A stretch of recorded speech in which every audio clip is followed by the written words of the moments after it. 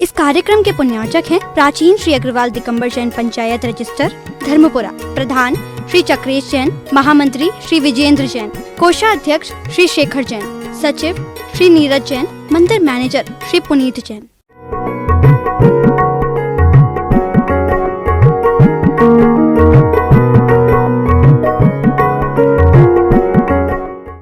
भड़क आई है कुछ सुना रही है। किसको? इन सब के माध्यम से ये सारे के सारे सुना रही है। काया का मत सम्मान करो। सब मिलकर के एक साथ कह रहे हैं मृता से, काया का मत सम्मान करो। जिन चरणों में सदा आली चरणाई हुए पुलक आई है, गुनगुना रही है, पूरा चलकर विश्राम करो। अर्थात वो कह रहे भैया, इस शरीर को आज तुम देख रहे हो, ये अच्छे अच्छे काले काले बाल, अच्छे गुलाबी ओठ, अच्छे खिले खिले गाल और आंखें अच्छी बढ़िया। एक दिन यही बाल तुम्हारे क्या होंगे भैया? कितने ही खिजाव लगा लो, है ना, काले कर लो, कितने लगाओगे बाल? एक बहुत अच्छा, हम हरदा में थे, हरदा में उस समय, तो वहाँ एक बाबा जी आते थे, बहुत, उनका नाम भूल रहा हूँ मैं, करीब करीब उस समय, अब तो वो नहीं रहे, और वो अच्छे भजन गाते थे, है ना। और एक भजन बहुत अच्छी पंक्ति थी, और वो पंक्ति क्या थी? ऊपर से आया है तार, ये घर खाली करो। भजन एक था, ऊपर से आया है तार, ये घर खाली करो। बोले कि अच्छा, कौन सा तार आया? कौन सा तार आया? कौन कौन से संकेत भेजे? देखो, ऊपर का प्रकृति का संकेत है, प्रकृति का तार है। अब तुम समझो और ना समझो, ये तुम्हारे हाथ में। अब घर खाली करने का समय आ गया, अब भरवे का समय नहीं है, घर में घुसवे का समय नहीं है। अब तुम घुसे जा रहे हो, और जब खाली करने का समय आ रहा है तब तुम घर में घुसे जा रहे हो। बोले कि कौन सा संकेत आया? बोले कि पहला संकेत आया, जैसे ही तुम 40 के ऊपर गए, अब काले काले बाल। वे कहते हैं भैया सफेद होने लगे। तो पहला संकेत है, पहला संकेत। धीरे धीरे धीरे धीरे तो उन्होंने कहा अभी थोड़ी है, अभी मोड़ा मोड़ी, अभी जवान है, अभी शादी ब्याह करना है, अभी से हम बूढ़े लगने लगेंगे तो फिर तो क्या कर दिया उसने? अच्छे जा कर के कहीं मेहंदी लगा देगा, हैं। और आज के समय में कौन कौन सी चीज़ें, एक अभी हम भोपाल में थे तो एक लड़का आ गया, वो आ गया लाल लाल नीले नीले बाल करवा के। हम कीजिए कौन सा रंग हो गया भाई? लाल नीले नीले कलर करके। हम क्या हो गया? बोले कि पैटर्न चल रहा है आज के समय। हम कि अभी तक तो सुनने में काले बाल करवाओ, जो बताओ जवानी में उल्टा चीज हो रहा है, काले बाल नीले पीले करवा रहे, ये शौक हो रहा है। आज हम फैशन के जमाने में आदमी को क्या शिक्षा दे रहे हैं, क्या सोच रहे हैं, कहाँ दिशा जा रही? एक व्यक्ति ने पागलपन किया, है ना, एक व्यक्ति ने उल्टे सीधे बाल कटवा लिए,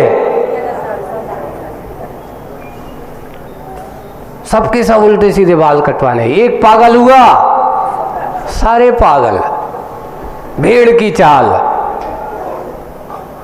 अब और आज तो एक पैटर्न, वो आजकल एक कटिंग चालू हो गई है। कौन सी कटिंग?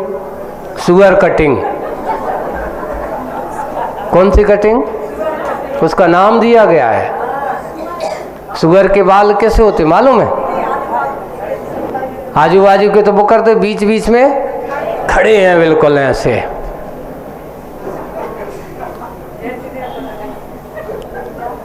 वही एक व्यक्ति ने पागलपन आया, उसने ऐसा कर लिया, बड़ा अच्छा क्रिकेटर है, उसने बाल को देखा, अरे वाह पसंद है, आज तो हमें भी ऐसा। 50 उसके संगे हो गए, सैकड़ों हजारों की संख्या में। और भैया उससे पूछे कहा कितने पैसा लगे थे कटिंग करवावे में? वहीं 300 रुपया लग के आए हैं, ये तो 30 रुपया में अच्छे कटवा देते तुम्हें। और नहीं है तो यहाँ से कटवाने तो घर ही काट लेते ना, काहे को रखते एक कैंची इधर से और उधर से, पता ही नहीं चल रहा है। एक फिल्म चली, एक आई, तो बोले कि वो उसमें वो एक कोई कलाकार है, उसकी एक्सीडेंटों का शरीर फट गया, तो उसकी पूरी शहर में ऐसी ऐसी लाइनें कट गई। तो बोले कि क्या है? बोले गजनी कटिंग है, लाइनें निकाल दी। बताओ, पहले लोग देखिए, एक बात है, श्रृंगार रस में महिलाओं को भी कहा, 16 श्रृंगार में केश विन्यास श्रृंगार है। कौन सा श्रृंगार है? यानी केशों को अच्छे से संवारना, उनको श्रृंगार करना। आज क्या हो गया बताओ? केश विन्यास की जगह केश विनाश। कौन सा श्रृंगार हो गया? विन्यास नहीं बचा। अरे भाई, केश विनाश तो तब होता था जब कोई सन्यास के मार्ग पर चले, केश लॉन्च होता था, आरिका बन जाए, मुनि महाराज बन जाए, त्यागी व्रती बन जाए। आज तो ये हो रहा है, हम देखते हैं बड़ी बड़ी महिलाएं, एक गुण कहा, अशुभ लक्षण कहा, लिखा है जिस घर में नारी के बाल खुले हुए हों, समझ लेना वो घर को भवन बन गया। आप गौर करना, राजा महाराजाओं की रानियां होती थी, है ना? अब बहुत सारी होती थी, हैं?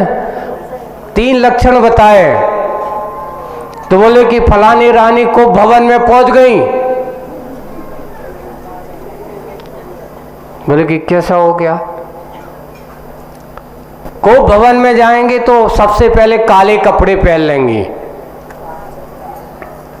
क्या पहन लेंगी? काले कपड़े। और बालों को क्या कर देंगी? खोल देंगी। और श्रृंगार करना छोड़ देंगी।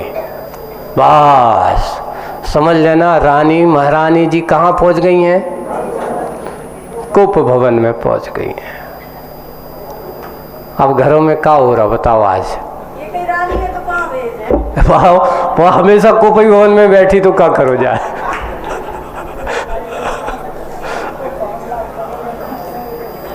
क्यों? क्योंकि अब बालों का श्रृंगार करना इन्हें अच्छा नहीं लगता। आज हम देखते हैं अपनी बड़े बड़े घरों की महिलाएं, जहां कहीं भी शादी विवाह होता है, किसी के शादी विवाह या कोई मंगल आयोजन कोई अच्छा दिखना है, आप महिलाओं को देखो उस समय बाल बिल्कुल छोड़ देंगी, बिल्कुल भूतनी सी लगती हैं। वास्तव में वो ऐसे ही लगती हैं। ऐसा श्रृंगार कर लेंगे, ऐसा श्रृंगार कर लेंगी, देखते ही साथ अगर हो तो कोई बैठ जाए घड़ी घंटा तो बदबू आने लगती उनसे।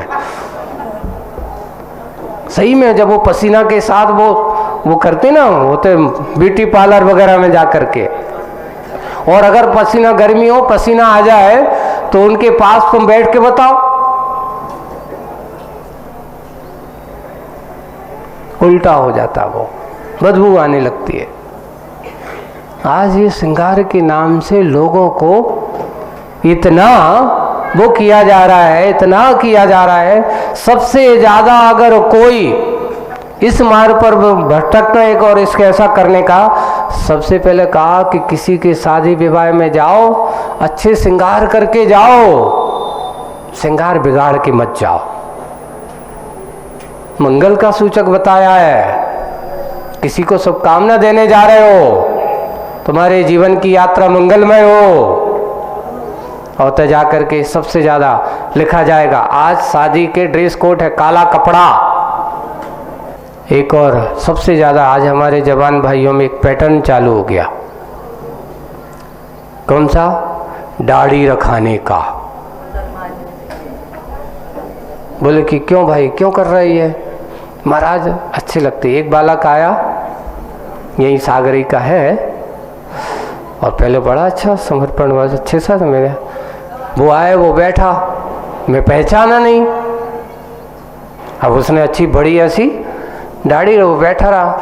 महाराज भूल गए हम कि क्यों, कौन भूल गए? फिर मैंने गौर से देखा, अच्छा तू तो अच्छा उसका बेटा है। ये भैया ये भेष बना कर लिया तुमने। महाराज अब पढ़ाई पूरी हो गई, अब दुकान पे बैठने लगे हैं। तो मैंने कहा दुकान पे बैठने लगे तो दुकान से दाढ़ी को क्या लेना देना तो बोला है। उससे मैंने पूछा कि दुकान पे बैठने लगे, दुकान पे बैठते हैं, तो बोले कि समझ में, ग्राहक आज तो समझते अपन बिना दाढ़ी के हैं, वो यहाँ से बैठो ना दाढ़ी वाड़ी, तो लगता कि हाँ कोई बड़ो बैठो क्या ऐसा। तो मैंने कहा अच्छा, यानी दूसरों को बड़ा दिखाने के लिए तुम दाढ़ी रखा रहे हो, और अगर तुम बिना दाढ़ी के बैठे तो कहते लोग ग्राहक ऐसा, अरे बच्चा बैठा कहते तो बच्चा समझता है। मैंने कि व्यक्ति उसको बड़े अच्छे समझाएं कि ये सब बुद्धू दूसरों की कहना देखी सीखी में मत आ, कि दूसरे ने दाढ़ी रखा ली हम भी दाढ़ी रखाने, एक ने चुटैया रखा ली तो सब चुटैया बांधने लगे आजकल। ये सब के सब पागलपन, ऐसा नहीं है। पुरुषों के भी अपना है, महिलाओं के लिए भी कहा।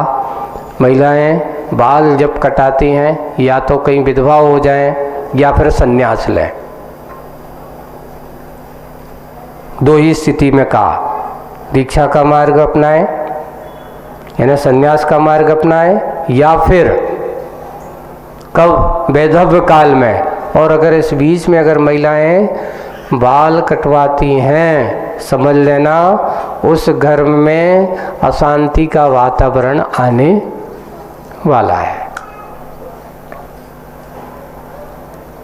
उसके लक्षण बताए हैं। गृह लक्ष्मी कहा जाता है किसको? नारी को। ये मत सोच लो सामान्य बातें नहीं है, पर मंगल का प्रतीक बताया उसको, शीलवती नारी को मंगल प्रतीक। यहाँ के जयधवला में भी कहा सौभाग्यवती, सुंदर और अच्छे 16 श्रृंगार से युक्त नारी अगर किसी के मंगलकारी में कहीं जा रहा है, यात्रा पे जाती है, और अगर मिल जाए तो कहते हुए इस यात्रा का मंगल सूचक माना जाता है। और अगर कोई यात्रा पे जा रहा हो और रास्ते में बाल खुले हों, ये झूठ नहीं हो, बिल्कुल निमित्त बताया है ऐसा, और सिर उगरा हो, अशोभनीय दशा में दिखे, तो समझ लेना कि तुम्हारी यात्रा पे क्या होने वाला है? अब मंगल का वातावरण होने वाला है। अब यात्रा में जाते ही साथ पहले ही अमंगल हो। अब मंगल कहाँ से लाए हैं? अब जंगल घर पे ही मचा है।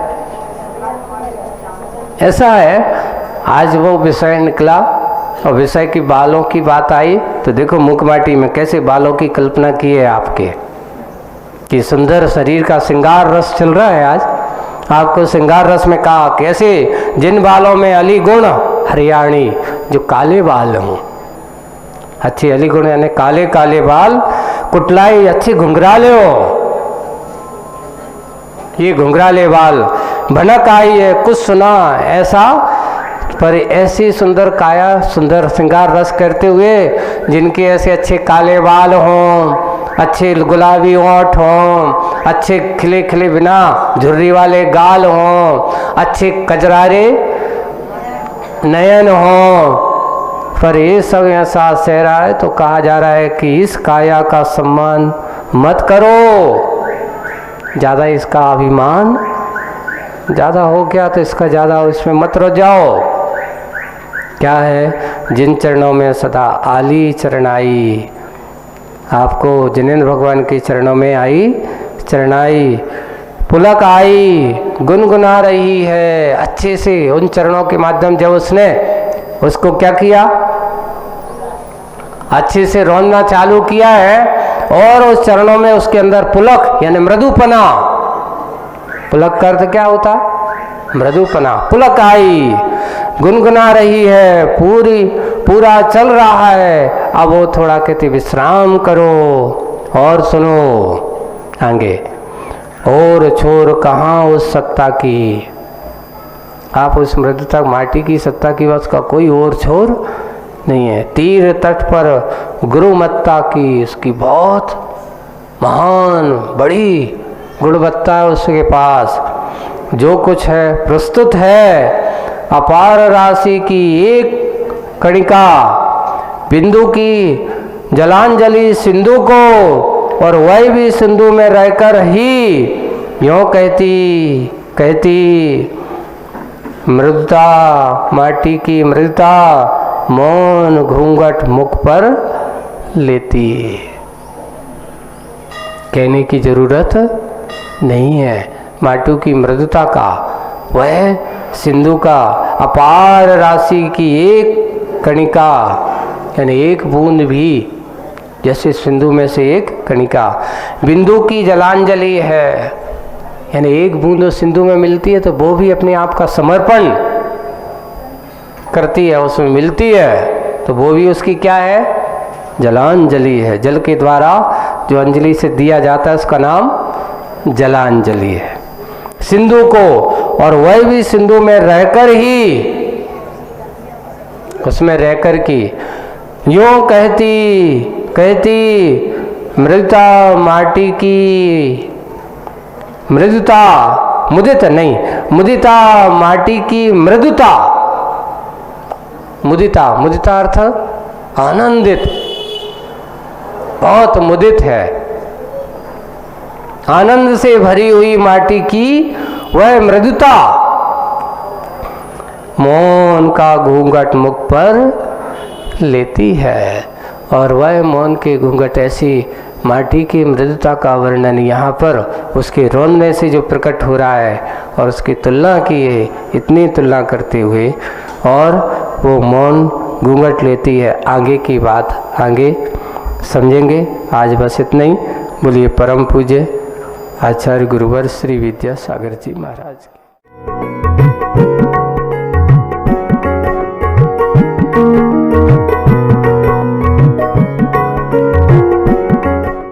इस कार्यक्रम के पुण्यार्जक थे प्राचीन श्री अग्रवाल दिगंबर जैन पंचायत रजिस्टर धर्मपुरा, प्रधान श्री चक्रेश जैन, महामंत्री श्री विजेंद्र जैन, कोषाध्यक्ष श्री शेखर जैन, सचिव श्री नीरज जैन, मंदिर मैनेजर श्री